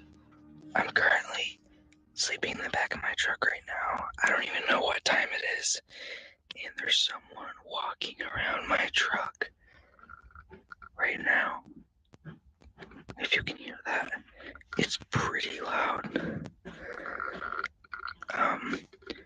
He's been walking around for like 20 minutes already. My in my cab though. I don't really know what to do. I'm a little freaked out right now, and it's like pitch black outside, probably like 2 in the morning, and he just keeps walking around, and he's like really close to my truck. I've never been this scared, and like this doesn't make any sense because I parked somewhere where you can see no one was on that road. He's literally knocking. He's literally knocking on my truck. The canopy, the back door's locked. I've never been scared before ever. I don't think he knows that there's anyone in here.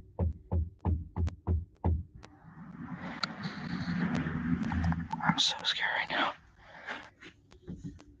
He's literally peeking through the door right now. I've never been this scared ever. So, the current time is 2:30 in the morning right now. He's still walking around my truck. I'm gonna try to see if I can flash my light to get him scared. So he runs away.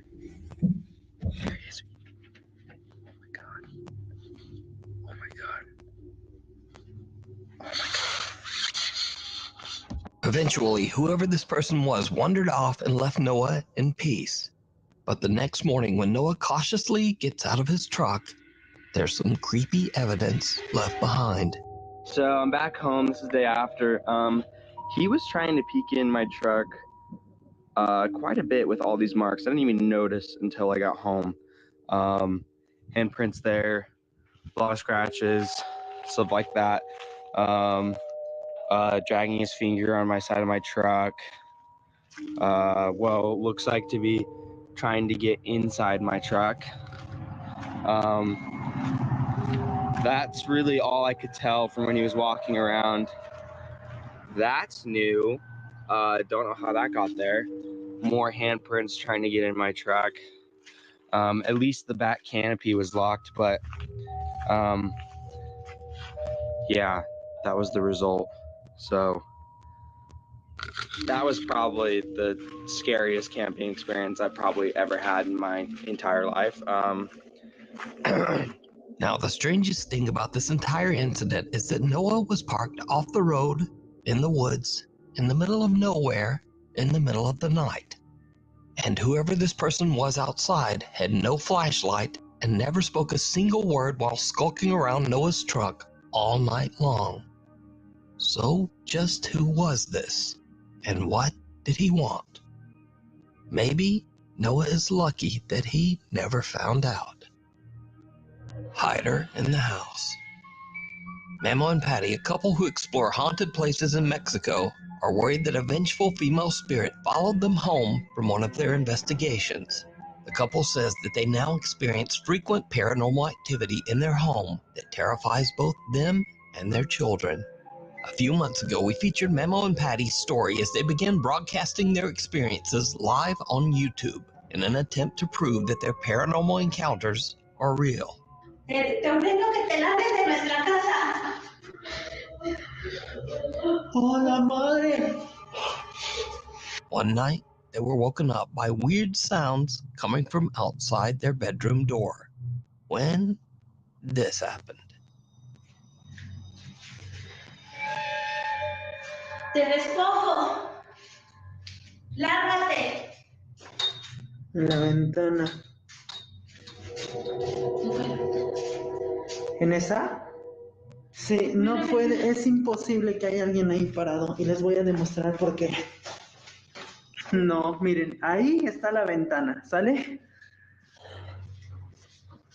Jálale aquí, papi. Ay. Chéquense. ¿A dónde está la ventana? Since that night, the terrifying activity inside Memo and Patty's home has only intensified, and the couple continues to live stream their experiences right on YouTube. Another night, and the family is already live streaming as they arrive home. They are answering some questions from their curious live viewers when something happens that is truly bizarre. Por ahí las llaves se quedaron pegadas. Por ahí se quedaron pegadas. Saludos, Gina TikToks. Vamos a darle con Tokio. Vamos a darle muy bien esta noche a la platicada. Did you see it? As the family is getting out of the car, Memo randomly pans his phone's camera past the house's window for just a second. But in that brief moment, a bizarre dark silhouette can be seen standing in their living room, even though the house should be completely empty. Memo and his family have no idea what they just caught on camera until viewers watching their live stream start to alert them. Now, Memo tries to debunk the strange apparition, hoping that it was nothing more than a reflection.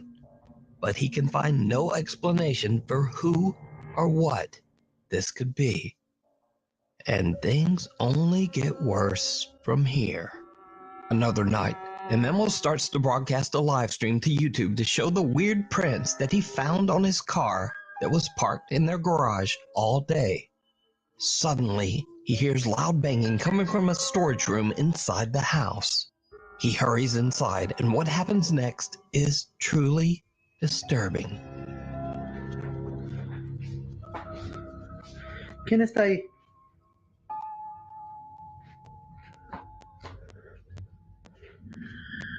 Hola. ¿Quién está ahí? Hola.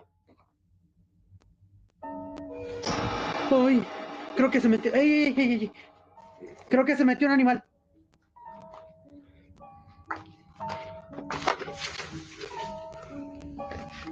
Hola.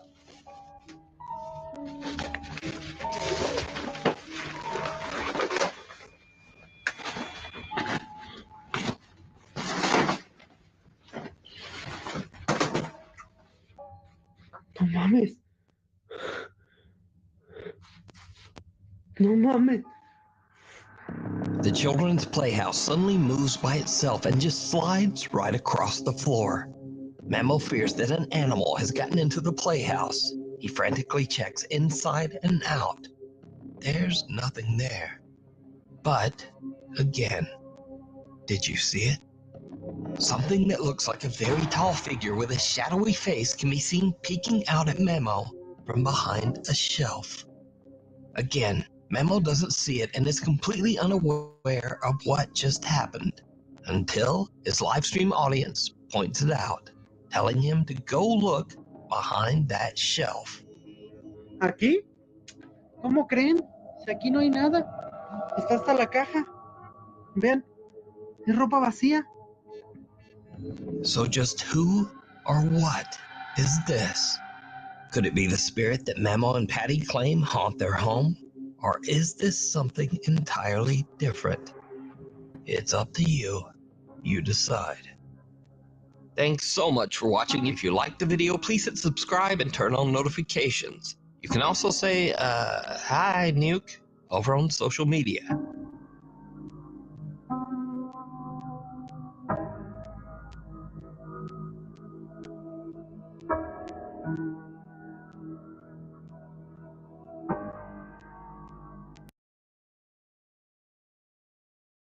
On May 10th of 2024, a small family gets together to celebrate someone's birthday.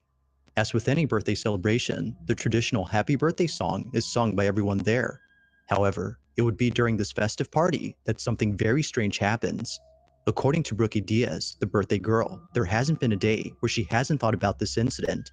What happened on her birthday will forever linger in her head. It's around 9 p.m. when this is captured. Take a look. Happy birthday, dear Bricky. Happy birthday to you. Make a wish. Make a wish. Make a wish. And many more. Right. Whoa. All right, Jackie.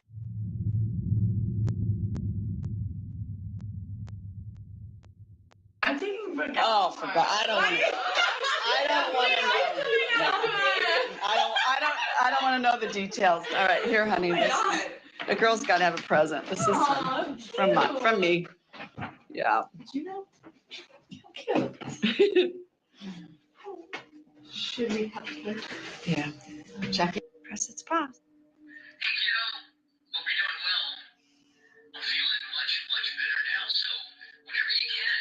How are you doing?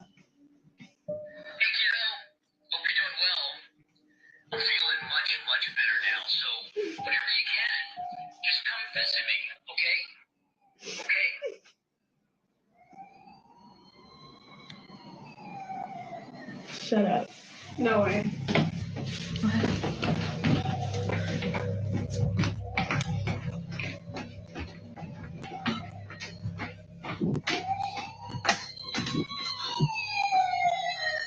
That is not work. That is not work.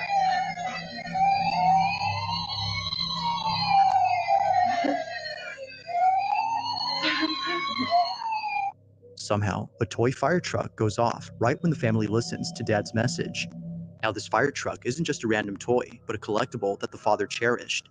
Considering that this went off at the same time, they can't help but think that Dad was reaching out to them. Whether or not this might have been a coincidence remains uncertain. However, it's the following video, taken only a week later, that leaves Brookie and her family completely baffled. Brookie's lying in bed, trying her best to record the following.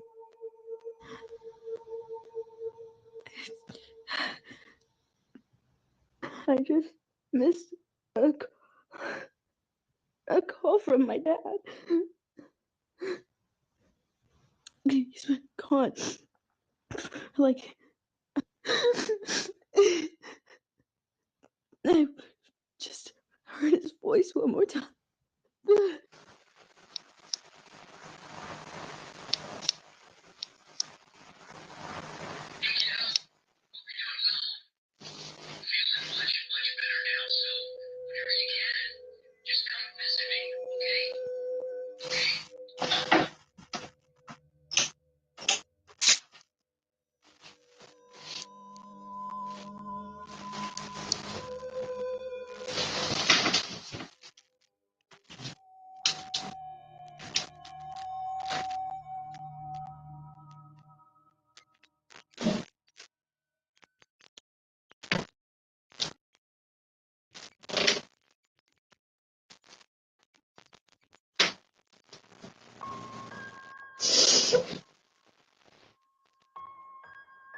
It's because of this incident that Brookie believes her father had been present.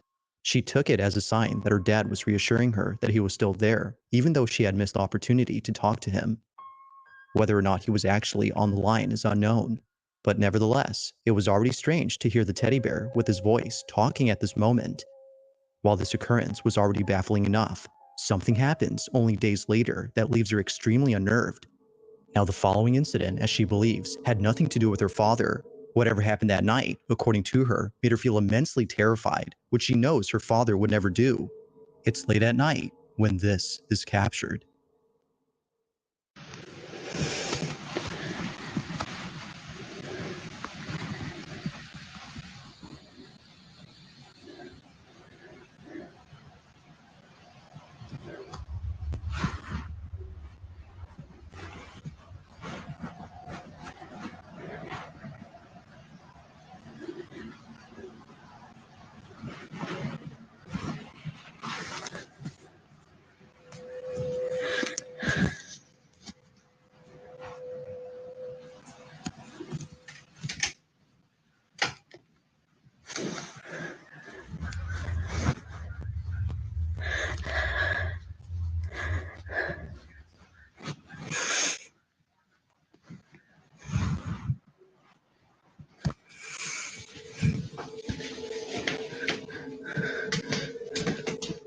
Now, this particular video is something that Brookie doesn't like talking about, and for good reason. She was so shaken by this incident that talking about it now brings up strong emotions for her.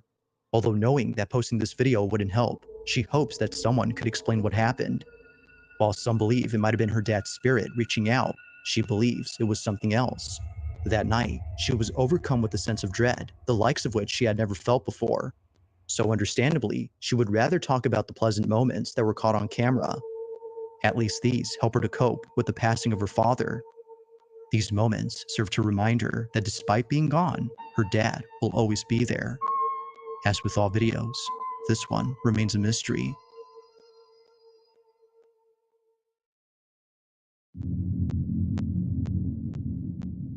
On a Wednesday afternoon, a man rushes to his basement to record something that just happened. The man states that he just heard footsteps on the staircase, but this was strange as no one had been in the basement. So he takes this video, hoping to capture what often happens when no one is down there. This is what was caught. Take a look.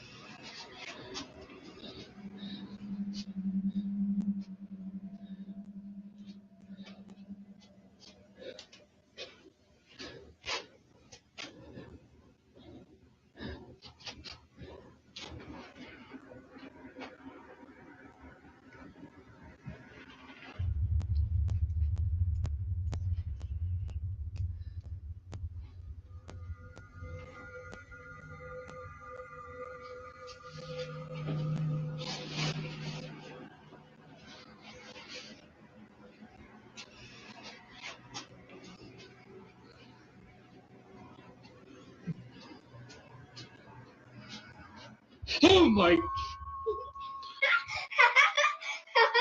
What are you doing there? Who are you? I got you good. Oh, yes, you did. Oh, you got my heart good.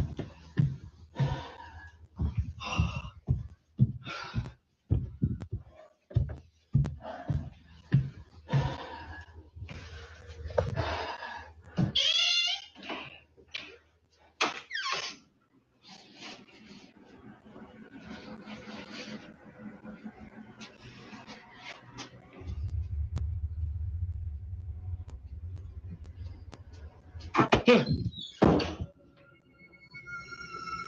of nowhere, a toy ball seemingly throws itself at the man.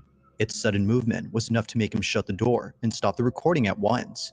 What happened afterward is unknown, but based on the few details that were given, it's clear that the man and his family have kept away from this basement. Although lacking sufficient context, the video itself still holds up as being pretty creepy.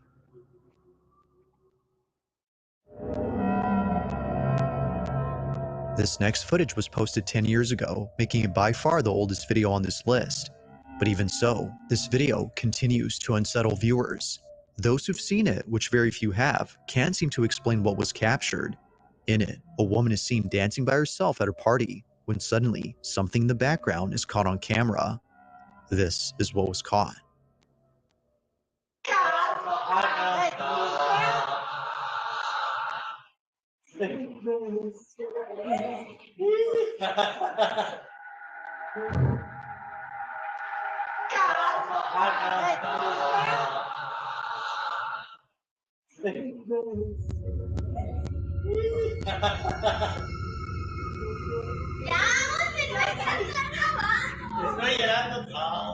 Strangely, a small child just disappears while climbing up the stairs. It happens quickly, almost too quickly that it seems like something ghostly was caught on tape. But even stranger is that no children were present at the party, or at least that's what the person who took this video claims. If no children had been there, then who was this? But most importantly, how exactly did they vanish in just a matter of seconds? Like most videos, there has yet to be a definitive answer to this question.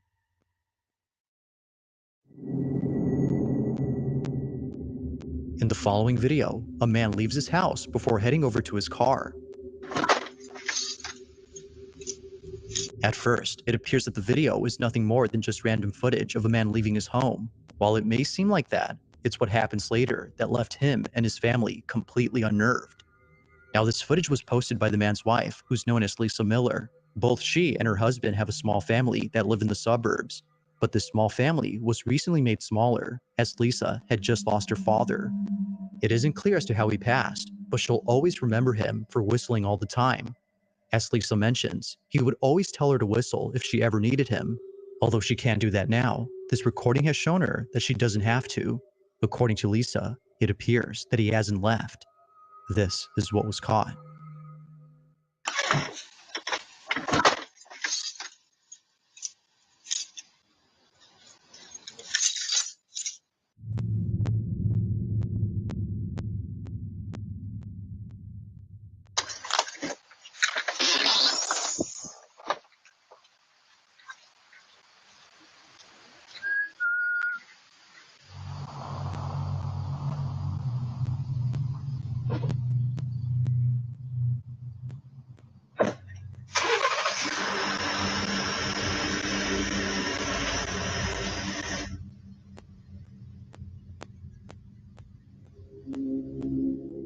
The sound of someone whistling is heard clear as day on camera. Despite being quite loud, it appears that Lisa's husband didn't hear the whistle, but whether he had heard it or not doesn't matter to Lisa. The camera had caught it, and that alone has given her sufficient evidence to believe that her father is still here. Although she has yet to come up with an explanation, she prefers not to, as what was captured has helped her grieve over his death. So then, just who or what had whistled?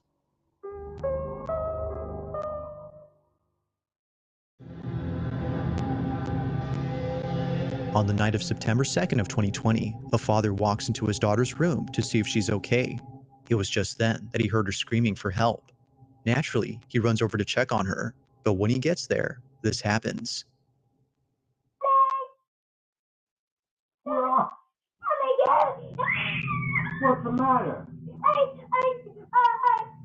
I just want to sleep with you now. Something had clearly terrified his daughter. Although initially thinking that perhaps this might have been a night terror she was having, her parents couldn't shake the feeling that something real had scared her. Never had they ever seen their child this terrified. So, out of curiosity, they checked the footage taken from that night to see if anything odd stands out. At first glance, nothing obvious catches their attention, but after looking closely, they see it. Either someone or something had been inside their daughter's room. Oh my God! What's the matter? Now, it's hard to see where this mysterious figure is at, but according to the mother, it appears at her bedside. A face, presumably that of a woman's, appears for a few seconds before disappearing. Frame by frame, and that face right there is what popped up. But here is a close-up. Right there, you can clearly see the lips, the teeth, the nose, the eye, the eyebrow, and like hair. You can't tell me that that's not a face. The parents believe that this had been the reason why their child was afraid. Now, it's a bit hard to see at first, but a face can somewhat be made out. Although recorded a few years ago, they still can't explain what appeared in this footage. To this day, this video continues to baffle them.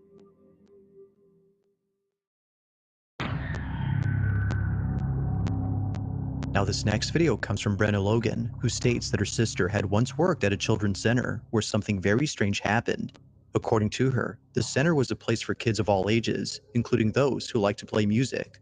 It was pretty much a mix between a music school and a daycare center, which not many children went to for a couple of reasons. But the biggest reason was that they were scared. Children would often tell workers that a really mean guy was inside the play tunnel for kids. But of course, no one would be there. Other times, daycare staff would find toys misplaced even though no one had been inside. Now, eventually the daycare had shut down when COVID hit, but during this time, the owners had set up cameras to watch over the place in case anyone tried to break in. Although no one did, they did capture something that has left them pretty spooked. The following is their footage. Watch.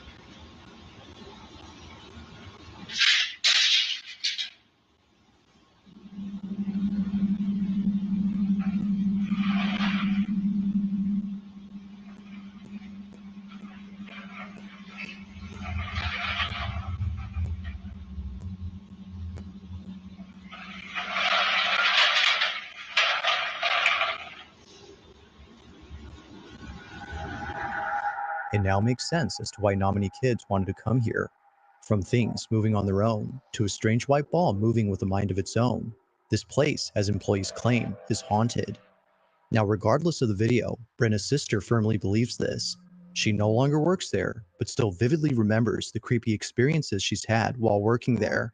Despite not having footage of these spooky encounters, Brenna doesn't think her sister was just making things up. She believes her, and she believes that whatever was caught on camera is something that will continue to remain a mystery. If you caught something creepy on camera, or if there's any ghost videos you'd like me to check out and include in the next compilation, you can send them over to scaryvideos444@gmail.com. That being said, let's get back to the video. This next video was taken inside a house where apparently something pretty creepy was caught on camera. Now, the person who took this owns not only this house, but a multitude of dogs. Each pet, according to them, is deeply cared for, as they can't help but treat their dogs like children. However, just like kids, there are moments when they do things that make them feel spooked. Whether it's staring at an empty space or growling at something that isn't there, they act in ways that are very peculiar. This is something that the owner has tried to ignore or pass off as something normal, but after encountering the following incident, they now believe that something else is going on. In the following video, the owner is alone at home when this is captured. Here.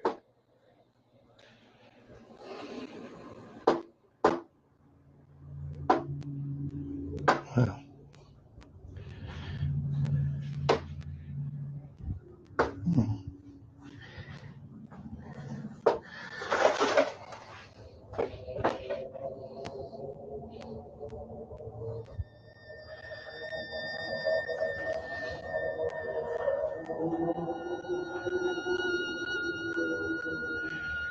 Happens all the time.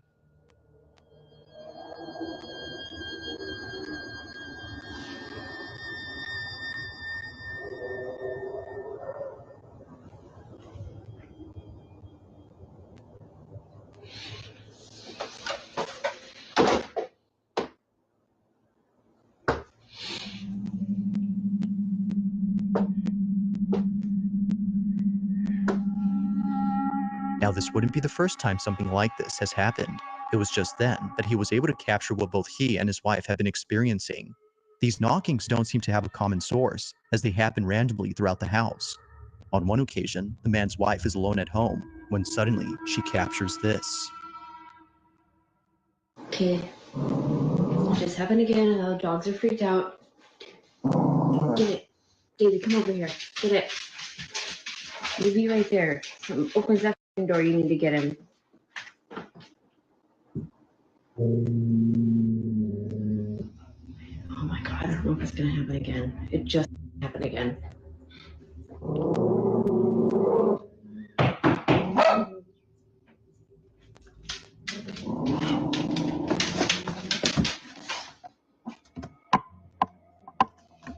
Move, move, move, move, move, move.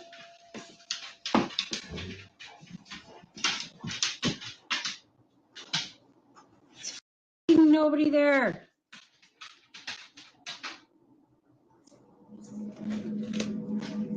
The dog stopped barking now.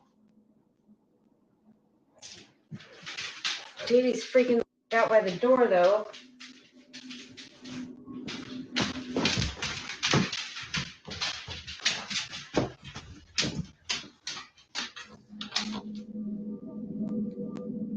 Just like before, the source of these knocks is nowhere to be found. It isn't surprising to the couple that they can't see who or what is knocking. They believe that it's something supernatural. Given the strange behavior exhibited by their dogs, as well as other odd experiences they've had, it only makes sense to them that something unexplainable is happening. But like all videos, this incident remains elusive. Just what exactly did the couple get on camera?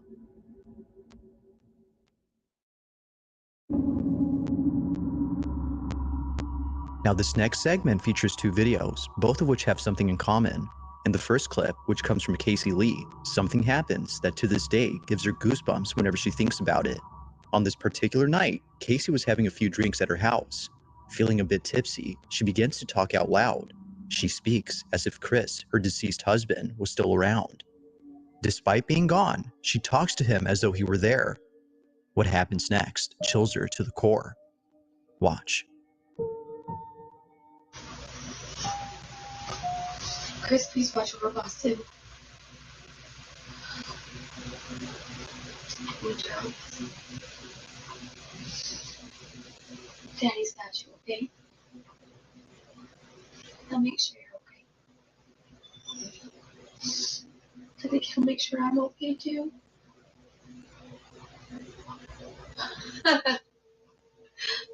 That. Really? Oh my god, I couldn't have timed that any better. I hope those cameras pick that up.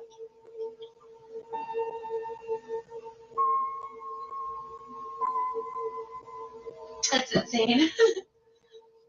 The light flickers as if letting her know that he's listening. Aside from flickering at the right time, it flickers not once, but twice, which viewers believe is a sign that it wasn't a problem with the electricity. Even before this, the dogs appear to sense someone familiar. Understandably, this footage never fails to bring Casey to tears. But as if this wasn't already sentimental enough, the following video captures this. Josie Sanchez is alone at home when something happens that prompts her to take out her phone. Do it again, Dad. Do it again, Dad.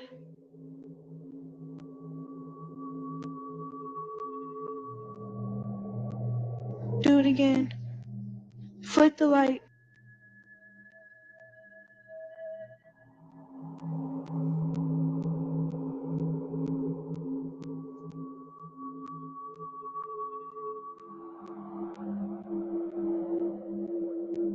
Flick the light, Dad.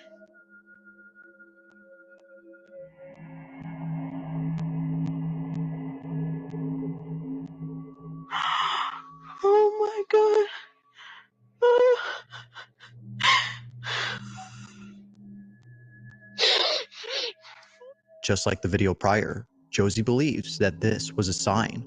Her dad, according to her, was reaching out by flickering the light. As with Casey's footage, many viewers feel that something supernatural had happened. But as always, I'll let you come up with your own judgment. Just what exactly was caught on camera? Thanks for watching, and I hope you enjoyed. Also, if you haven't already done so, please subscribe and make sure to hit the bell icon so you don't miss any uploads in the future. Also, be sure to check out the official TikTok account for this channel. That being said,